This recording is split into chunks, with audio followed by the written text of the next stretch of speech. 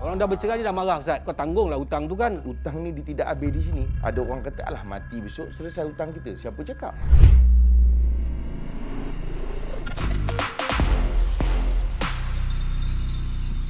Bismillahirrahmanirrahim. Assalamualaikum warahmatullahi taala wabarakatuh dan salam sejahtera bagi mereka yang bukan Islam yang sentiasa menyokong dan menonton Sembang Viral di TV9.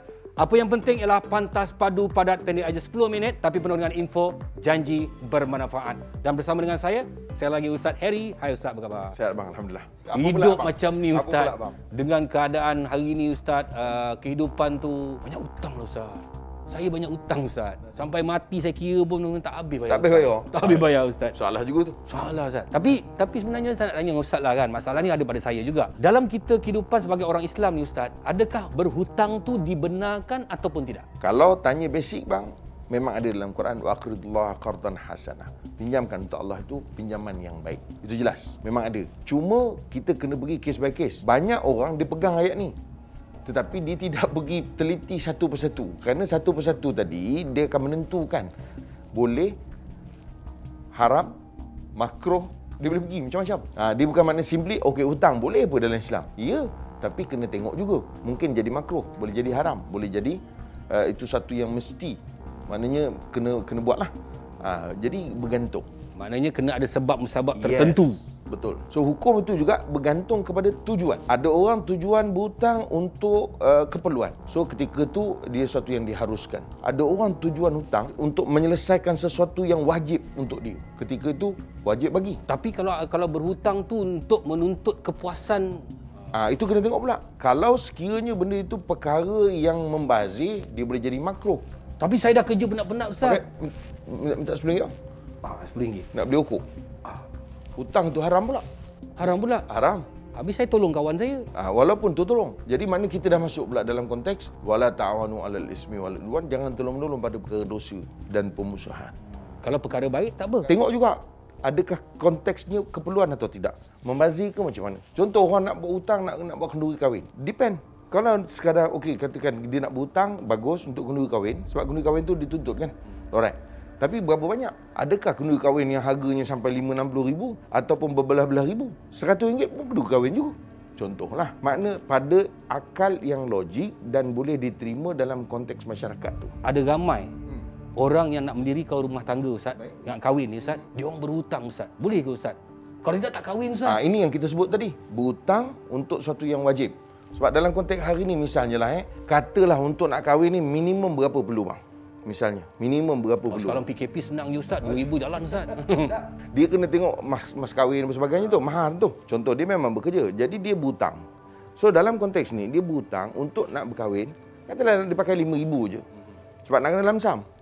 Kan, sekali serentak. So okey, tak ada masalah dalam konteks ni. Dia nak berhutang untuk kahwin, 5,000. Untuk mas kahwin, kenduri mungkin sikit-sikit, nak bagi makan orang, dah cukup. Tapi kalau sampai pinjam 30,000, 40,000, saya kira itu dah termasuk yang kedua pula dah. Dia jadi makruh. Kerana dia jadi membazir. Maknanya kau tak termampu nak buat macam ni, kenapa kau nak pinjam buat ni? Yang penting yang kau angkat nikah je kan. Macam tu lah. Jadi keperluan itu saja yang patutnya. Tapi ada setengah orang, dia kata, alang-alang, dia kata. Tapi lagi berat, dia nak berhutang, dia loan tak lulus. Pakai tunang punya loan pula. Ini pun jadi masalah juga pada masyarakat kita. Sebab apa? Sayang Ustaz. Itulah. Kadang-kadang masa sayang lah. Masa sayang. Bila masa dah tak sayang, jadi sebab itu kita kena faham konteks hutang ni betul-betul. Supaya dia tidak timbul masalah di depan bang. Sekarang ni dia masa bertunang tu dia nak kahwin, dia tak cukup duit. Okay. So sekarang dia berkasih kan, semua tengah sayang. Semua nak mendirikan rumah tangga kan. Okay, kata si lelaki tu pula, dia gunakan nama si perempuan ni untuk mengambil hutang. Maka selepas 6 bulan, ini statistik Ustaz. Yes. Banyak orang-orang muda yang banyak penceraian berlaku disebabkan ada banyak hutang selepas berkahwin. Tiba-tiba bercerai lah Ustaz. Okey, sekarang ni yang tadi hutang tu atas nama tunang ni, bini dia lah. Sekarang bini dia. Jadi sekarang dia dah bercerai. Adakah si lelaki ni perlu menanggung hutangnya atas nama bekas isteri dia? Sepatutnya begitu. Kerana asasnya bila dia berhutang atas nama orang. Contohlah kita nak bagi contoh supaya penonton mudah nak faham. Saya nak berhutang, saya tak ada kemampuan. Tapi abang, maklumlah bisnes besar kan. Pakai nama abang. Hakikatnya saya berhutang dengan abang. Cuma dalam konteks dokumentasi, tak adalah. Tak adalah. Maknanya abang yang pinjam ataupun abang yang berhutang dengan bank, saya dapat duit tu. Betul tak? Sekarang ni dia simple. Transaksi saya dengan abang apa? Saya ambil lah duit tu. Abang ambil duit dengan hutang ke sana dan kemudian bagi duit tu pada saya. Jadi duit ni abang bagi, adakah bagi sedekah? Tidak. Faham tak? Jadi apa tujuan dia? Saya hutang tapi pakai nama awak. So maknanya hutang. Maknanya kalau katakan macam contohnya dah bercerai. Saya dah orang dah bercerai dia dah marah Ustaz. Kau tanggunglah hutang tu kan. Sebab itu bang, Marah punya pasal. Dosa ke macam tu Ustaz? dosa lah macam Itu atas nama dia. Dalam konteks ni, tanggungjawab kekal. Ini kita sebut tadi, hanya dalam konteks dokumentasi saja nama abang. Hakikatnya saya. Sebab itu Allah tak terima besok kau mati. Ini kalau nak cerita akhirat lah, kalau ada iman. Kita nak tipu pula Tuhan pula kan. Ni tak boleh kan. Tak boleh. Tetap atas tanggungjawab kau, dan kau walaupun kau syahid sekalipun, mungkin berperang di medan perang lah misalnya, kau mati tetap tidak diterima amalan kau. Ada saya dengar lah Ustaz cakap, kalau kita berhutang dengan orang ni, kita dah buatlah amalan kita, amal baik kita, beriman pada Allah, tapi hutang kita 1 sen tak dibayar, kita tak cium bau syurga. Betul ke Ustaz? Dia akan dituntut balik di akhirat besok. Maknanya orang akan tuntut balik hak-hak dia sampai selesai. Kalau orang yang berhutang. Jadi kita kena ingat, hutang ni dia tidak habis di sini. Ada orang kata, alah mati besok selesai hutang kita. Siapa cakap? Hutang ni sampai ke kiamat. Sebelum kita ni ditentukan nak masuk syurga ke neraka, besok ditentukan hutang kita. Sebab itu orang yang detail dia akan hati-hati bab hutang ni. Bahkan dalam Islam, kalau abang tengok dalam surah Baqarah tu, bab hutang ni saja satu muka, satu ayat. Berapa punya panjang Allah describe bab hutang tu. Maknanya nak bagi tahu, dari satu sudut kita melihat begitu panjang cerita hutang dalam Quran ni dengan satu ayat, apa yang boleh kita nak faham?